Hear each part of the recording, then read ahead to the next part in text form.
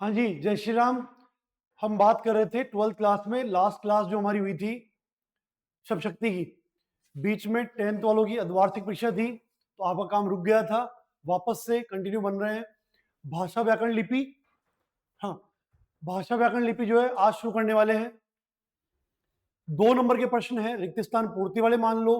अभी पैटर्न जो ऊपर नीचे हो रहा है बोर्ड का, हाफ ईयरली में आपने देखा, उसके हिसाब से हो सकता है एमसीक्यू में भी आ जाए, हो सकता है शॉर्ट क्वेश्चन में 2 नंबर में भी आ जाए। पर अभी तक जो पिछले साल 2025 तक हुआ बोर्ड पेपर में, वो ये था कि या तो ये रिक्त स्थान पूर्ति, या तो नहीं, कंफर्म रिक्त स्थान पूर्ति में ही था। पर अभी के हिसाब से लग रहा है कि ये एमसीक्यू में डाल रहे हैं इसको, और हो सकता है ये शॉर्ट में आ जाए।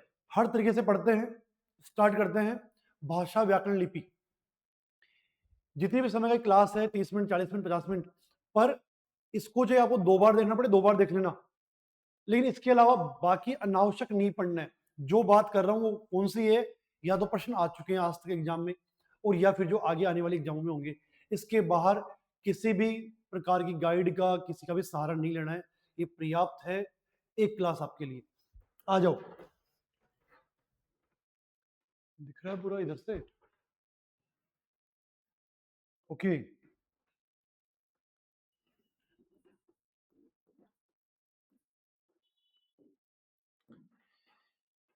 भाषा व्याकरण लिपि, तो मैंने कहा रिक्त स्थान पूर्ति वाले प्रश्न, एमसीक्यू वाले प्रश्न, और इसके अलावा क्या बच गया, शॉर्ट क्वेश्चन। सबके हिसाब से बात करते हुए चलते हैं। आ जाओ, पहला प्रश्न जो बनता है यहां से वो बनेगा भाषा। भाषा पढ़ रहे हैं तो भाषा, लो हेडिंग डाल दो। वैसे पता है हेडिंग पेपर ने देखी है। भाषा व्याकरण और क्या है, लिपि। पहला प्रश्न बना भाषा शब्द की उत्पत्ति को लेकर के। क्या बना? भाषा शब्द की उत्पत्ति किस धातु से हुई है? भाषा शब्द की उत्पत्ति किस धातु से हुई है? आपका जवाब रहेगा हाँ, भाष। एक बात, तो गिनी चुनी बातें करेंगे, लिमिटेड पढ़ेंगे, पर अच्छा पढ़ेंगे, उसके अलावा कुछ नहीं आना चाहिए। हाँ, दूसरी बात क्या हुई, भाष का शाब्दिक अर्थ। तो भाष का शाब्दिक अर्थ हो जाएगा, भाष का शाब्दिक अर्थ हो गया प्रकट करना। चलो जी सर, 2 काम तो हो गए हमारे, 2 प्रश्नों का काम तो हो गए। अभी हिंदी पे नहीं पहुंचे हैं, केवल भाषा की बात कर रहे हैं। भाषा कोई सी हो सकती है, हिंदी, अंग्रेजी, अरबी, फारसी, और भी कोई। भाषा जो होती है वो कितने प्रकार की हो सकती है? तो भाषा कितने प्रकार की है, ढंग से सुनना। मुख्यतः 2 प्रकार की है। मुख्यतः बोला लिखा हुआ आ जाए वहां पे तो 2 करना है। पहली कौन सी? वही मौखिक, और दूसरी कौन सी? लिखित। सर हमने सांकेतिक पढ़ी है, हाँ, पर मुख्यतः पूछे 2 ही करनी है, 3 नहीं करनी है। बोर्ड की जो किताब है उसके हिसाब से बात कर रहे हैं।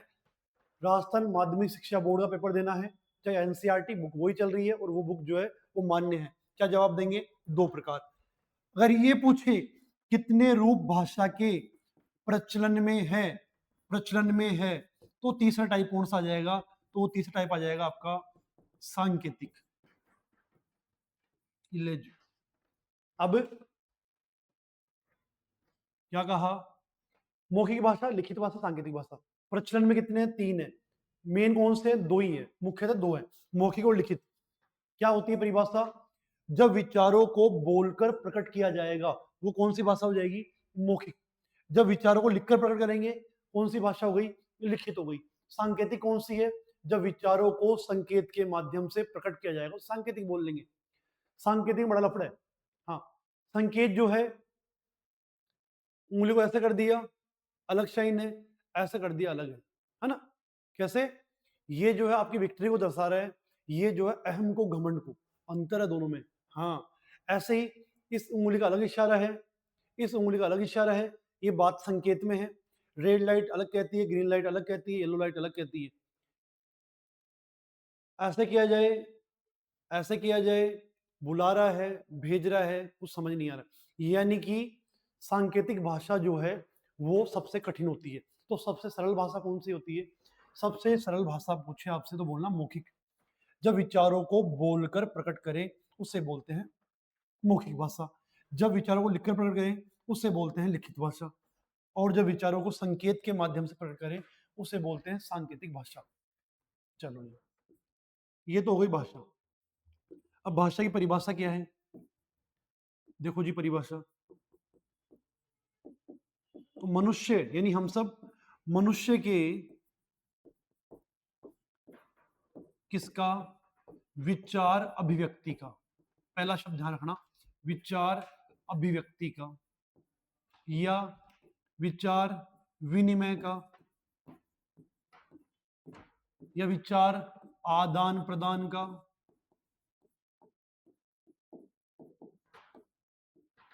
अभिव्यक्ति का, विचार विनिमय का, आदान प्रदान का माध्यम, मन का माध्यम क्या हो जाएगी? आपकी भाषा हो जाएगी भाई। चलो तो हमने क्या बात कर ली? 1 2 3 4 4 प्रश्न हो गए। हाँ, परिभाषा हो गई, प्रकार हो गए, शाब्दिक अर्थ हो गया। आ जाओ आगे बढ़ते हैं। भाषा जो है मौखिक और लिखित तो प्रकार हो गए, इसके अलावा कौन सी क्या भाषा होती है? तो देखो कौन सी भाषा होती है। एक तो होती है आपकी राष्ट्रभाषा, एक होती है राजभाषा, एक है आपकी मातृभाषा और एक है आपकी कौन सी भाषा? उपभाषा। उपभाषा को आप क्या बोलते हैं? हालांकि बहुत आगे स्तर पर जाते हैं तो उपभाषा और बोली को भी अलग चीज मानते हैं, पर आपके लिए उपभाषा और बोली एक ही चीज है, ऐसे मान के चले आप तो, है ना? ऐसा ही पूछेगा आपसे। राष्ट्रभाषा क्या है, राजभाषा क्या है और मातृभाषा क्या है? राष्ट्रभाषा वो भाषा है जो देश में सर्वाधिक बोली जाए और समझी जाए। तो सर हमारे यहाँ तो हिंदी बोलते हैं, हिंदी समझते हैं। दूसरी शर्त, जिसे देश के संविधान ने मान्यता प्रदान की हो, अप्रूवल दिया हो, वो बनेगी हमारी राष्ट्रभाषा। सर्वाधिक बोले जाने वाली भाषा, समझी जाने वाली भाषा हिंदी है, पर देश के संविधान ने अप्रूवल अनुमोदन नहीं दिया, मान्यता नहीं दी, इस कारण राष्ट्रभाषा हमारे देश की कोई भी नहीं है, हमारे देश की कोई राष्ट्रभाषा नहीं है। हाँ सही सुन रहे हैं। राजभाषा क्या है? देश के संविधान द्वारा जिस भाषा को राज्यकारी हेतु, ऑफिशियल वर्क हेतु मान्यता प्रदान की जाती है, किसके द्वारा? संविधान द्वारा, वो बनती है राजभाषा। तो हिंदी को हमारी क्या बनी? राजभाषा का दर्जा दिया गया, संविधान द्वारा राज्यकारी हेतु भाषा नियुक्त किया गया। मातृभाषा नाम से स्पष्ट है, माता, माँ या केवल माँ ही नहीं है, पिता हो सकता है, दादी हो सकती है, घर में घर से माता से प्राप्त भाषा जो होती है बालक की, वो मातृभाषा है। जैसे मान लो हम राजस्थान वाले हैं, हमारे राजस्थानी या मारवाड़ी हो गई। कोई दिल्ली वाले हैं, मान लो स्टार्टिंग से ही उनकी अंग्रेजी रही है, या साउथ वाले अंग्रेजी बोलते हैं, उनमें अंग्रेजी उनकी मातृभाषा वो हो गई। ऐसे ही जयपुर प्रॉपर रहने वाले ढूंढाड़ी बोलते हैं, अंडे बंडे कोड़े कंडे, उनकी बोल भाषा जो है मातृभाषा कौन सी है? ढूंढाड़ी है। उपभाषा बोली ये क्या होती है? उपभाषा बोली क्या हो जाएगी कि सीमित क्षेत्र में, लिमिटेड क्षेत्र में स्थानीय लोगों द्वारा बोले जाने वाली भाषा को हम क्या बोल देंगे? उसको बोल देंगे उपभाषा या बोली। तो परिभाषाएं शॉर्ट में देख रहे हैं क्या कहा मैंने? देश में सर्वाधिक बोले व समझे जाने वाली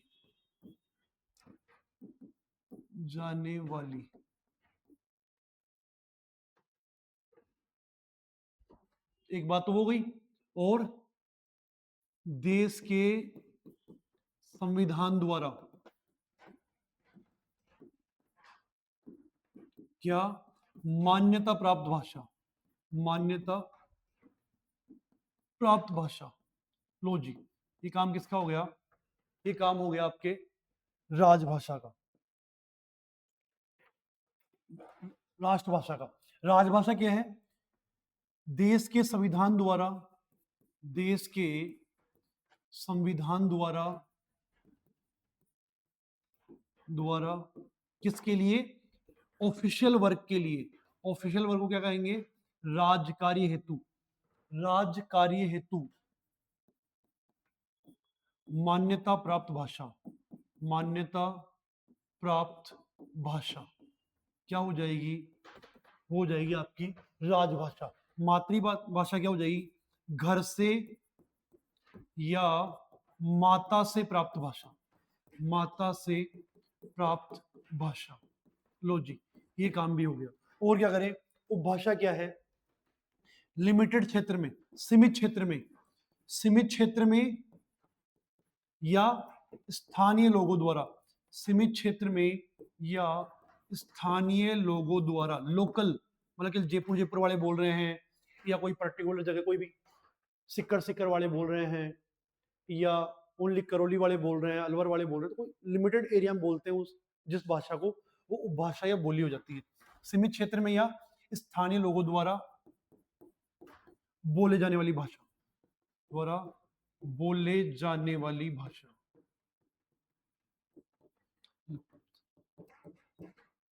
ये हो गई आपकी चारों प्रकार की भाषाएं। कौन कौन सी होती है, क्या होती है, स्क्रीनशॉट ले लिया करो या फिर लिख लिया करो, तुम्हारे साथ देख लो जो तुम्हें सही लगे। हाँ जी, आगे बढ़ते हैं। इसके अलावा इसमें बोलेगा, अगला प्रश्न जो बनेगा वो ये बन जाएगा कि अंतर क्या है, किसमें अंतर क्या है। एक तरफ है आपकी भाषा, एक तरफ आपकी भाषा, और दूसरी तरफ आपकी उपभाषा या बोली। उपभाषा या बोली। तो एक बात बीच में, हिंदी जो पढ़ रहे हैं, मान लो ऐसा प्रश्न नहीं आएगा, फिर आ जाए तो हिंदी किस भाषा का शब्द है, तो हिंदी है आपके अरबी का, फारसी का, है ना। हिंदी हिंदी का शब्द नहीं है। जैसे अपन ने विदेश शब्द है, कार लिया है बाहर से, बस लिया है, पेन भी विदेशी वर्ड है, वकील भी विदेशी है, कानून भी विदेशी है, वैसे हिंदी भी अरबी फारसी का शब्द है। हाँ, अंतर देख रहे हैं। पहला अंतर क्या हो जाएगा? भाषा तो क्या होती है? स्टैंडर्डाइज होती है, विकसित होती है, और ये क्या होती है? अविकसित होती है।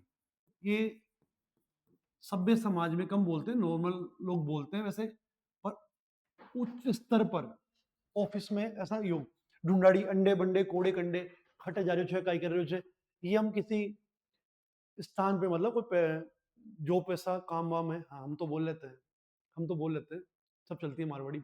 लेकिन थोड़ा सा स्तर मान लो आप कहीं गवर्नमेंट जॉब में है, अधिकारी वर्ग वहां पे आया हुआ है, तो अधिकारी वर्ग के सामने या सीनियर्स कोई वहां पर है, तो फिर थोड़ा सा हम हिंदी का या अंग्रेजी का प्रयोग करेंगे, फिर हम लोकल लैंग्वेज का नहीं करेंगे, तो वो क्या होगी, थोड़ी अविकसित है, इस कारण हमने ऐसा नहीं किया। दूसरी बात देखो, दूसरी बात में क्या किया? भाषा का साहित्य होता है, हम हिंदी साहित्य पढ़ते हैं, कविताएं पढ़ते हैं, और चैप्टर पढ़ते हैं ना, पाठ निबंध वगैरह, साहित्य होता है। इसका लगभग नहीं होता, प्राय नहीं होता, नहीं होता, बाई चांस हो सकता है। कैसे? धरती धुरारी कविता है अपने राजस्थान की, राजस्थानी भाषा में, मारवाड़ी भाषा में, धरती धुरारी तो सुरगा न शर्मा है, इपा देव रमन नाव है ना, क्या शानदारी कविता है कन्हैयालाल सेठिया जी की।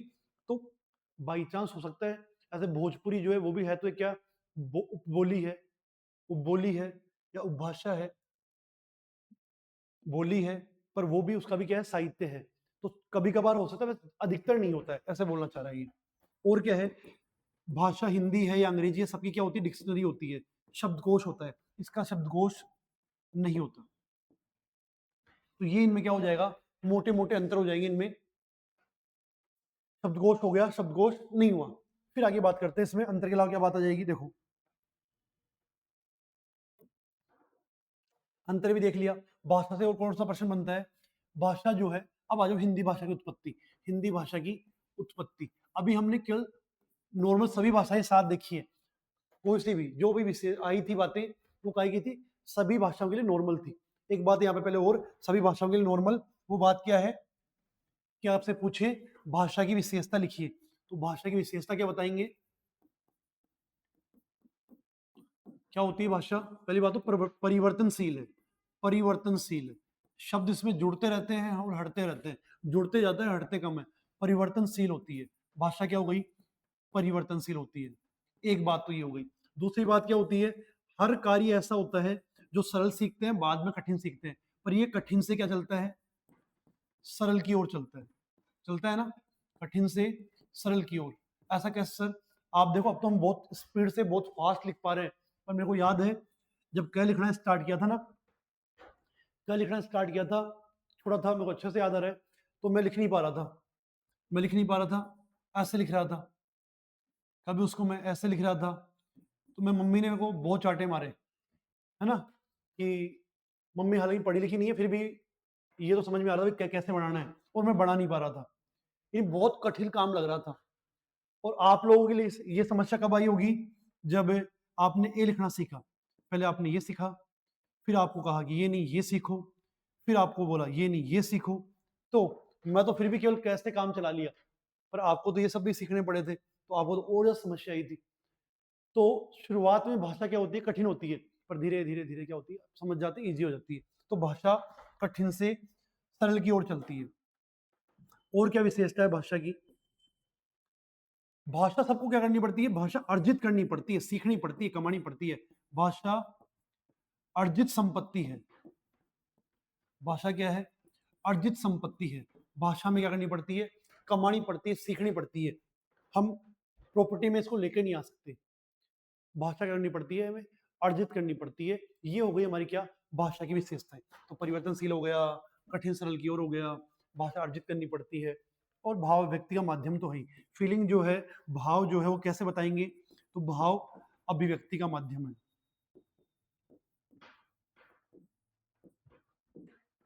हम किसी के क्या हमारे उसके लिए फील है, भाव है, कैसे व्यक्त करेंगे? मान लो किसी की बर्थडे पार्टी में, बर्थडे पार्टी में गए, या किसी के मरण वाले काम में गए, या किसी की शादी में गए। अब भाषा हमारे पास नहीं है, दुख वाला माहौल, सुख वाला चुपचाप खड़े हो जाओ, सुख में है तो भी न्यूट्रल, और दुख में तो भी न्यूट्रल, समझ में नहीं आ रहा किस काम में आया बंदा, है ना। तो भाव अभिव्यक्ति का माध्यम क्या है, भाषा है। कवि वृंद ने कहा कि भाषा ऐसी ज्योति है, अगर ये नहीं होती तो पूरा संसार क्या होता, अंधकार में होता। सही बात है। अगर मान लो भाषा नहीं तो कोई किसी कुछ कह नहीं पाता, कुछ लिख नहीं पाता, कुछ पता नहीं चलता क्या हो रहा है, क्या हुआ था, तो सब खत्म। विशेषता हो गई भाषा की। और क्या है, अब कर देते हैं हिंदी भाषा की उत्पत्ति। अब आ गई हिंदी भाषा की उत्पत्ति, किससे हुई थी? बोले आपसे ऑप्शन दिया हुआ है कि हिंदी भाषा की उत्पत्ति कैसे हुई है, संस्कृत से हुई है, या पाली से हुई है, या प्राकृत से हुई है, या बोले अभ्रंश से हुई है। अब आपका जवाब क्या आ जाएगा? आपका जवाब आ जाएगा अभ्रंश। हाँ, क्या जवाब हो जाएगा? अभ्रंश। संस्कृत से नहीं करना है, संस्कृत से नहीं हुआ है साहब। क्यों नहीं हुआ है, देख लो कैसे नहीं हुआ है। संस्कृत है, संस्कृत में से निकली पाली बौद्ध धर्म वालों की, फिर निकली प्राकृत जैन धर्म वालों की, फिर निकली उसमें से अभ्रंश। उसमें से भी दो रूप बटेंगे हालांकि, सोरसेनी और एक मागधी। हम जो खड़ी बोली बोल रहे हैं, हम जो हिंदी बोल रहे हैं, वो हिंदी काई में से आई है, सोरसेनी में। ये याद रहे, बहुत अच्छी बात है, वरना अभ्रंश तो आपको कम से कम याद रखना ही पड़ेगा। अभ्रंश से भी पहले प्रश्न भी आ चुका है, आया हुआ प्रश्न बता रहा हूं मैं, ठीक है। तो संस्कृत भाषा से नहीं हुई है, संस्कृत का रिश्ता बहुत लंबा हो गया है। ऐसे मत बोलो कि संस्कृत जो है वो हिंदी की माँ है, माँ नहीं है। तो माँ तो अभ्रंश हो गई, बस तो ये हो गई माँ, तो सोर से नहीं। माँ, नानी, पर नानी, सड़ नानी, उसके बाद कोई नानी होती है क्या? वो वाली नानी है संस्कृत। तो चोखो, हाँ जी, ये हो गया हमारे इसका काम। अब बोले हिंदी भाषा की उत्पत्ति हो गई, तो हिंदी भाषा जब निकल के आ गई, शब्द कहाँ से लेके आए? शब्द कहाँ से लेके आए? थोड़े बहुत यहाँ से मांग लिए, थोड़े बहुत यहाँ से मांग लिए, थोड़े बहुत यहाँ से मांग लिए, थोड़े बहुत यहाँ से मांग लिए, यहाँ से मांग लिए। ये भी आया हुआ प्रश्न है, क्या है?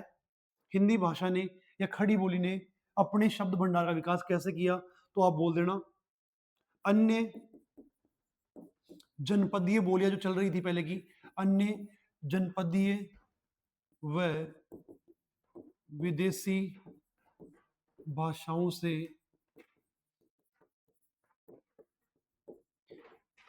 हिंदी ने या खड़ी बोली ने अपने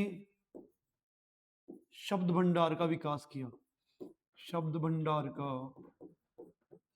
विकास किया। पल्ले पड़ गई बात। लो जी साहब, मैं कह रहा हूं, हो सकता है बहुत सारी लाइनिंग में से आप पहली बार देख रहे हो, पर इनमें से ही प्रश्न आएगा। पहले आ चुके हैं वो लाइन लिखी जा रही है, या जो आगे आएगा वो लिखी जा रही है। चिंता मत करो, इसके अलावा कुछ नहीं पढ़ना है। जो एक्स्ट्रा पढ़ा रखा है इसके अलावा वो भी नहीं पढ़ना है। वो केवल किताबें खोल ली मास्टर साहब ने, मैडम ने, स्टोरी सुनाने लग गए,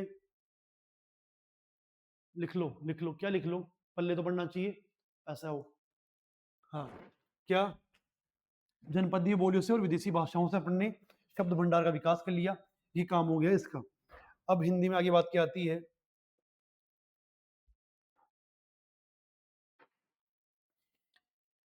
जो उपभाषाएं हैं हिंदी भाषा जो है, हिंदी है भाषा, पर उस हिंदी भाषा में कितनी बोलियों का, हिंदी भाषा में 18 से 22 बोलियों का, बोलियां क्या, वही आपकी उपभाषा, 22 बोलियों का या उपभाषाओं का योग है। हिंदी भाषा में कितनी है, 18 से 22 बोलियां हैं। कितनी है, 18 से 22। हिंदी भाषा को कितने उपवर्गों में बांटा गया है, तो 5 उपवर्ग है इसके। कौन से 5 उपवर्ग है, कितने उपवर्ग है, पहले लिख लो, 5। बार बार कह रहा हूं, पिछले कितने पेपर आप देखे 2-4 साल के, वो देख लेना, या फिर आपका जो आए वो देख लेना। आप जो पढ़ रहे हो पर्याप्त है, अधिकतम है, इसके अलावा कुछ नहीं आएगा।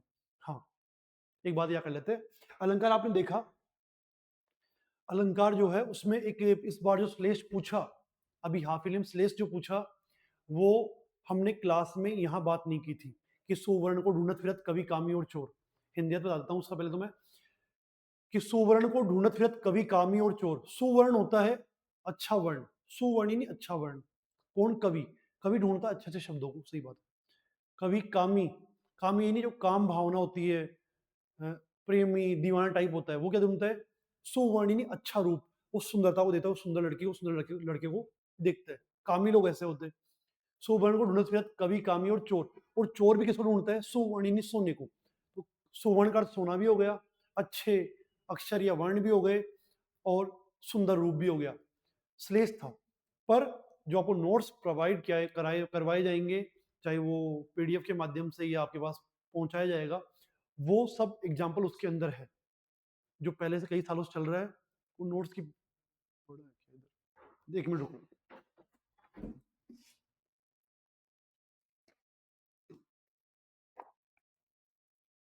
देखो ये जो है, ये कई सालों से मेरे पास है ना, ये सेट बना रखा है पढ़ने, पिछले 5-7 साल से ये सब बच्चों को प्रोवाइड, जो ऑफलाइन होते हैं उनको करवाया जाता है। आपको भी किसी न किसी माध्यम से उपलब्ध करवा दिए जाएंगे। पर कोई भी प्रश्न जो आपकी आया था, चाहे वो बीट वाला हो, आपको लगा होगा कि अलग नया प्रश्न आ गया, कहाँ से आ गया, ऐसा नहीं है। इसके बाहर कुछ नहीं जाएगा, जूम होगा नहीं शायद, है ना।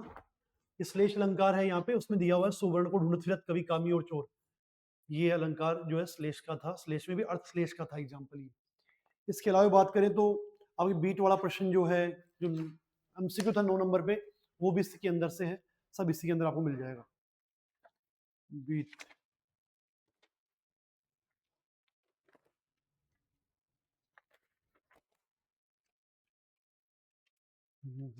ये विचार और अभिव्यक्ति अभिव्यक्ति वाली बुक है ना, अभिव्यक्ति और माध्यम, मैंने आपसे बताया था, ये उसी बुक में से है। कौन से वाला, बीट का। क्या होता है, संवाददाताओं के बीच कार्य का विभाजन उनकी रुचि और आवश्यकताओं को देख के किया जाता है, उसको हम क्या बोलते हैं, बीट। भी ढूंढने में समय लग जाएगा, प्रश्न नंबर कहाँ पर है, दिखा नहीं जा रहा। तो आप जो है ये किसी भी माध्यम से मैं आपके पास पहुंचाने का प्रयास करूंगा, चाहे वो कोई सा भी प्रश्न हो किताब का। ये रहा बीट, मिल गया। 52 नंबर पे है बीट, 3 स्टार भी लगा रखे हैं मैंने बोर्ड एग्जाम के हिसाब से इस बार के लिए। संवाददाताओं के बीच काम का विभाजन उनकी रुचि व ज्ञान को ध्यान में रखते हुए किया जाता है, उसे बीट कहते हैं। पत्रकार वाला प्रश्न जो आया था वो भी जस्ट इसके नीचे दे रखा है। क्वेश्चन नंबर 53 में पत्रकार कितने प्रकार होते हैं, कितने रूप होते हैं, 3 होते हैं, पूर्णकालिक, अंशकालिक और आंशिक। तो ये काम हो गया हमारा इसका। चलो, पूर्वी हो गई, 5 प्रकार बता रहा हूं, पूर्वी, पश्चिमी, पहाड़ी, राजस्थानी, मेरी फेवरेट राजस्थानी, और तुम्हारी फेवरेट कौन सी, बिहारी। हाँ, आ जाओ। तो 5 उपवर्ग, अगर पूछे कितने उपवर्ग है हिंदी भाषा के, तो बोलना 5 उपवर्ग हैं, ग्रुप हैं। उनमें अपन ने अलग अलग इन 18 से 22 भाषाओं को, बोलियों को इनमें डाल दिया। पूरी में कौन सी है, अवधी, और बघेली, और, हाँ और ही तो होता है, और थोड़ी बोले, छत्तीसगढ़, छत्तीसगढ़ी, अवधि बघेली छत्तीसगढ़, ठीक है। पश्चिम में कौन सी, सूरदास जी की ब्रज और हमारी खड़ी बोली और बांगरू, हुनसुक बांगरू नहीं, बांगरू और कन्नौजी, चलो बहुत है। पहाड़ी में गढ़वाली, जानते हो, मंडियाली और कुमाऊनी, बस बहुत है। राजस्थानी में हाँ ये है बढ़िया, शेखावाटी, सिक्करवाली, हट जा रहे हमारे वो, और जयपुर वालों की ढूंढाड़ी और अलवर वालों की मेवाती और जैसलमेर वालों की मारवाड़ी, बहुत है। बिहारी में आप देखते हैं बिहारी फिल्म में भोजपुरी, वो परमानेंट वाला हीरो अपना साइकिल पे बैठा कर हीरोइन को लेके जा रहा है ना, हाँ भोजपुरी फिल्म में, तो भोजपुरी और मैथिली और मगही, कितनी हो गए पढ़ने, 3 7 10, हाँ 17 18 हो गई, ठीक है। तो इसके अलावा 2 4 और है इसमें आगे, तो 18 से 22 ये आपसे नहीं पूछेगा आगे वाली कौन सी किस ग्रुप में है। फिर मैंने आपको ग्रुप बता दिया है कि अधिकतम स्तर पर अगर बोर्ड जाएगा तो क्या दे सकता है, तो मैंने आपको कौन से किस में आते हैं वो बता दिए। आप इतना ध्यान रखिए 5 ऊपर को होते हैं, कौन से, पूर्वी पश्चिमी पहाड़ी राजस्थानी और बिहारी। कितनी बोली, 18 से 22 है, कौन सी किस में है वो आप रहने दो, ज्यादा हो जाएगा। फिर वो लगे नहीं सर, कुछ बच्चे जो पिछली बार 10th में 99 थे कि नहीं सर इस बार 100 पूरे के पूरे, तो फिर वो ये भी चढ़ जाएगा। आ जाओ, ये काम हो गया भाषा का खत्म। एक प्रश्न इसमें से भाषा वाले में से आपके आता है, वो काम हो गया इसका भाषा वाले पोर्शन का। स्क्रीनशॉट ले लो।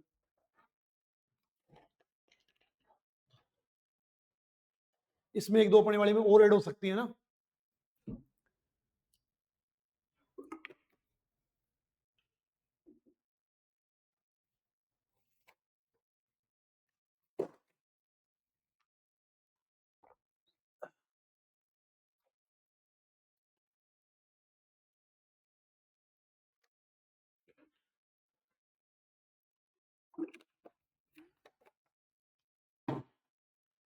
एक क्वेश्चन तो इसमें से हो गया। अगला क्वेश्चन देखो, आगे आपके है व्याकरण।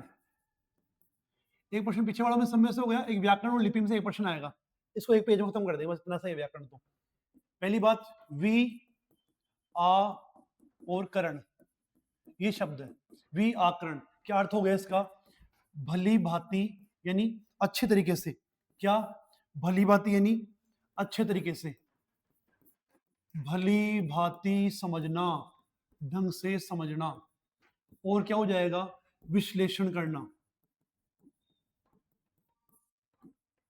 और क्या हो जाएगा, विवेचन करना। तो ये हो गया, बस बहुत है। ये 3 अर्थ हो गए अपने व्याकरण के। और क्या बात करें, परिभाषा। परिभाषा क्या है, भाषा को शुद्ध क्या करेगा, बोलना सिखाएगा। सही बात, भाषा को शुद्ध बोलना सिखाएगा, लिखना सिखाएगा और पढ़ना सिखाएगा। ये तो काम है ग्रामर का। व्याकरण कोई सा भी हो, किसी भाषा को क्या काम करता है, भाषा को बोलना सिखा देता है। तो पढ़ते हैं उसमें किसको क पढ़ना है, ए पढ़ना है, पुट पढ़ना है, कट पढ़ना है, वो क्या सिखाता है, भाषा। फिर जब बंदा, हम बोलना सीख जाएंगे, फिर कहेगा पढ़, पढ़ना सिखा देगा, फिर उसको लिखना सीख जाएंगे। तो भाषा जो चलती है वो क्या चलती है, सबसे पहले तो ये तो हो गई परिभाषा। भाषा से बोलना, पढ़ना, लिखना, सिखाने वाला, क्या, सिखाने वाला, क्या बोलेंगे, शास्त्र बोल सकते हैं, शास्त्र, ग्रंथ, रचना, भाषा को शुद्ध बोलना, पढ़ना, लिखना सिखाने वाला शास्त्र, ग्रंथ, रचना, क्या कहलाती है, क्या कहलाता है, व्याकरण कहलाता है, व्याकरण कहलाता है। ठीक है, ये आपके रिक्त स्थान पूर्ति में पूछेगा, ये आपके रिक्त स्थान पूर्ति में पूछ सकता है। लो जी, ये काम भी हो गया सर। और बताओ, और तो फिर इसके आते हैं प्रकार। प्रकार, व्याकरण के कितने अंग हैं, अगर अंग पूछे आपसे, अगर आपसे व्याकरण के अंग पूछे या अव्यय पूछे या भेद पूछे, क्या बोलेंगे आप? तीन ही बोलने। आपको चार बताए थे क्या? नहीं लिखने हैं, तीन लिखने हैं। कौन से लिखने हैं? वर्ण विचार और शब्द विचार, और तीसरा है वाक्य विचार। पद विचार नहीं लिखेगा सर, मत लिखना। पद विचार नहीं है अभी तक प्रकार, चल रहा है मार्केट में, थोड़ा बहुत बोलने लग गए, बताने लग गए। पर वर्ण भाषा की सबसे छोटी इकाई। क्या कहा? वर्ण के लिए क्या याद रखना है? वर्ण में याद रख लो, भाषा की सबसे छोटी इकाई। ये तो हो गई आपकी क्या? वर्ण। शब्द क्या है? वर्णों का सार्थक समूह। वर्णों का सार्थक समूह शब्द। ये लो, दूसरा काम हो गया। वर्णों का सार्थक समूह।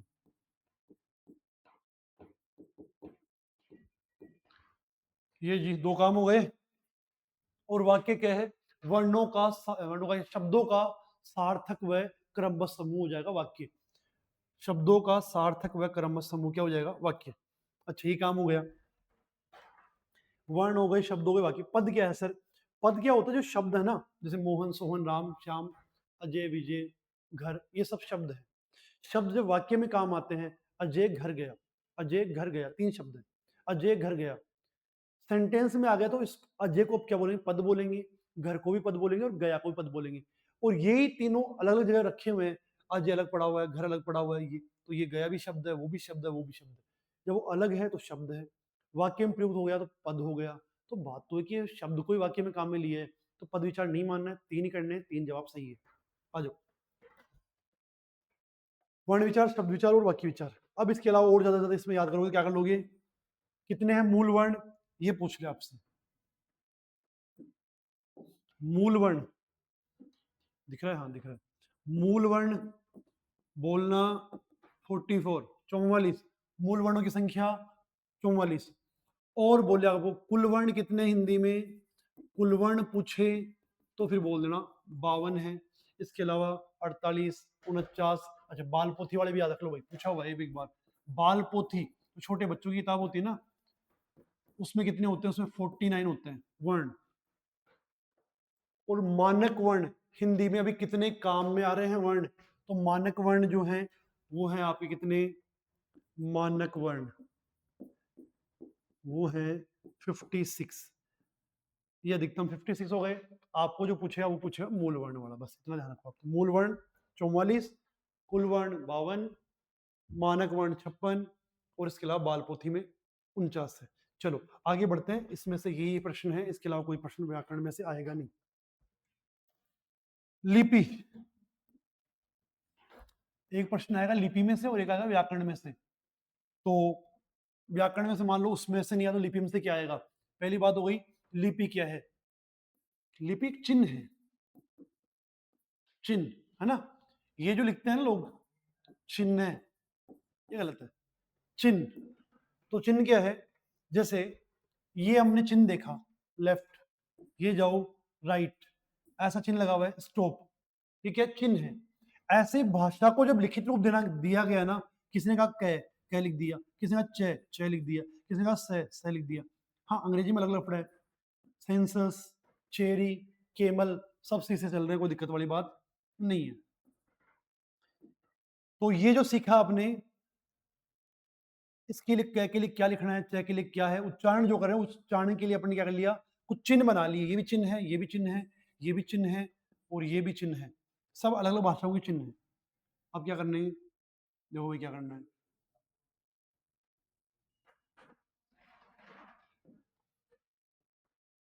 भाषा को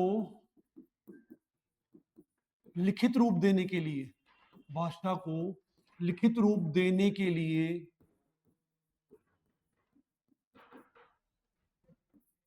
जिन चिन्हों का, जिन चिन्हों का प्रयोग किया जाता है, जिन चिन्हों का प्रयोग किया जाता है, उसे क्या कहते हैं? उसे लिपि कहते हैं।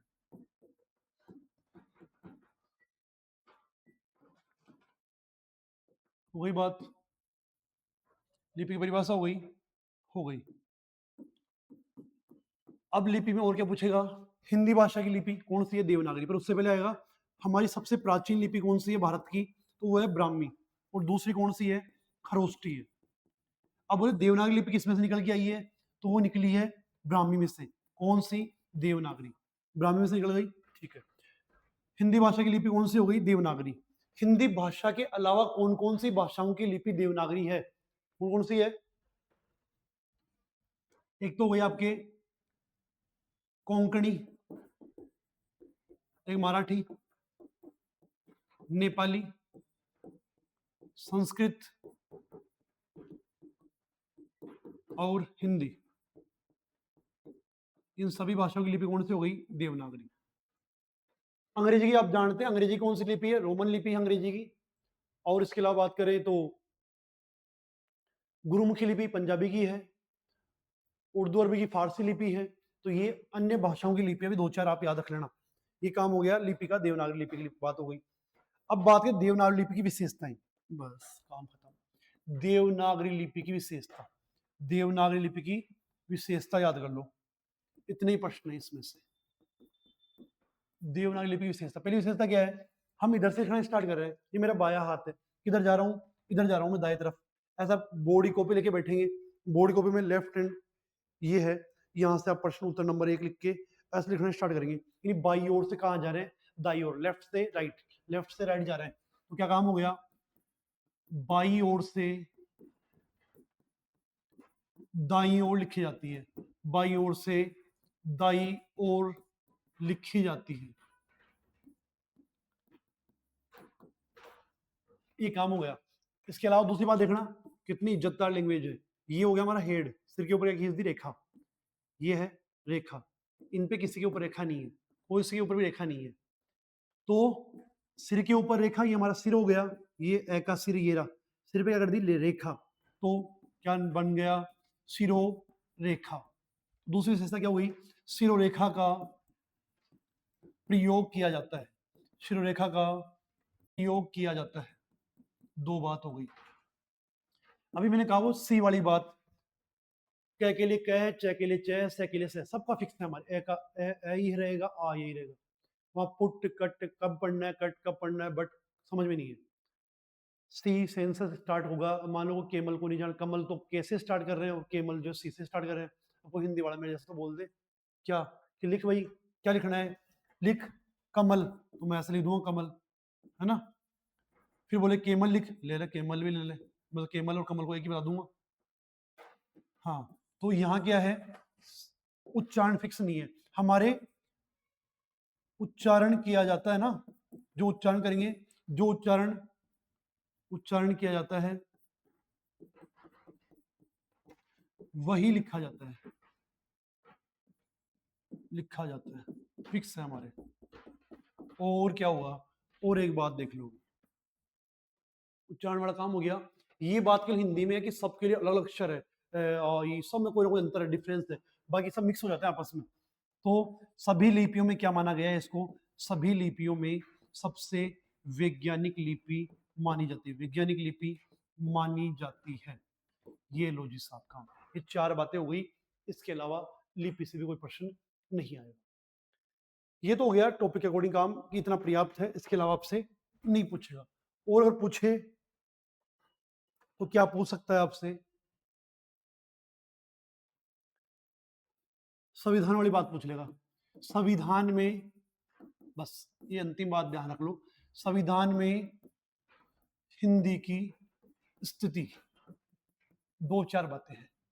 क्या है, 14 सितंबर को, 14 सितंबर को, कब, 1949 में हिंदी को राजभाषा का दर्जा मिला, इसीलिए 14 सितंबर को हम क्या मनाने लग गए, हिंदी दिवस मनाने लग गए। ठीक है, कौन से अनुच्छेद में स्थान दिया, आर्टिकल कौन सा था, अनुच्छेद 343 से 351 तक हमारी राजभाषा हिंदी होगी, अंग्रेजी भाषा सहायक भाषा के रूप में रहेगी, फिर उसे हटा दिया जाएगा 15 वर्ष। देखो संविधान में लिखा हुआ था ये, 343 में था हिंदी हमारी राजभाषा है, उसके बाद था अंग्रेजी सहायक भाषा रहेगी, 15 वर्ष बाद अंग्रेजों को हटा दिया जाएगा, ये संविधान में था। और आप देख रहे हैं आज 75 वर्ष 80 वर्ष हो गए हैं, धीरे धीरे धीरे धीरे धीरे हिंदी हटने को जा रही है और अंग्रेजी बढ़ती जा रही है। क्या हालत हो गई है ना। अभी 10th क्लास में भाषा को लेकर के अनसीन पैसेज आया, अपने गद्यांश आया, क्या शानदार था वो, पढ़ना चाहिए आपको। अनुच्छेद 343 351 तक, और भाग कौन सा है, भाग 17 है। अनुसूची कौन सी है, अनुसूची 8। जैसे मान लो मोटी किताब है संविधान, उस मोटी किताब में यूनिट कौन सी है, यूनिट है 8, और पार्ट कौन सा है, 17वां पार्ट है, और आर्टिकल लाइन कौन सी है, 343 से 351 है। ये हो गई संविधान की स्थिति। बस हिंदी दिवस 14 सितंबर को है। अगर विश्व हिंदी दिवस पूछे, नहीं पूछा वैसे, 10 जनवरी विश्व हिंदी दिवस, विश्व हिंदी दिवस। लो जी, ये काम भी हो गया। और इसके अलावा बात है तो लास्ट बात ये थी भौगोलिक स्थिति, कि भाई हिंदी का कौन कौन से राज्यों में बोली जाती है, या उस समय संविधान के समय कौन कौन से राज्यों में बोली जा रही थी। मैंने बताया हमारा फेवरेट राजस्थान, आपका फेवरेट बिहार, फिर कौन सी हो गई छत्तीसगढ़, फिर कौन सी हो गई झारखंड, अच्छा हिमाचल, और क्या हो गया हरियाणा, और कौन सा है अंडमान निकोबार, और कौन सा है आपका उत्तर प्रदेश, और कौन सा आपका मध्य प्रदेश। हो गया 10, 1 2 3 4 5 6 7 8 9, दिल्ली, दिल्ली रह गया। ये लो जी, ये 10 वो राज्य हैं जहां पर उस समय हिंदी बोली जा रही थी। ऐसे करके आपका काम खत्म हो जाता है भाषा व्याकरण लिपि का। मैं स्पीड से इसलिए चल रहा हूं कि आपका ज्यादा समय बर्बाद नहीं हो, पर ये पढ़ें, आप इसको आराम से पढ़ेंगे और पर्याप्त है, ये अधिकतम से अधिकतम है, इसके अलावा कोई पढ़ने की आवश्यकता नहीं है। अगली क्लास जो है मे बी वितान वाला चैप्टर जूझ जो है वो लेके आ जाए, और उसके अलावा अगर आपको डिमांड पहले है कि पोइट्री वाला चैप्टर करा दो सर एक पहले, तो वो ले लेंगे, कोई दिक्कत नहीं। मिलते हैं अगली क्लास में।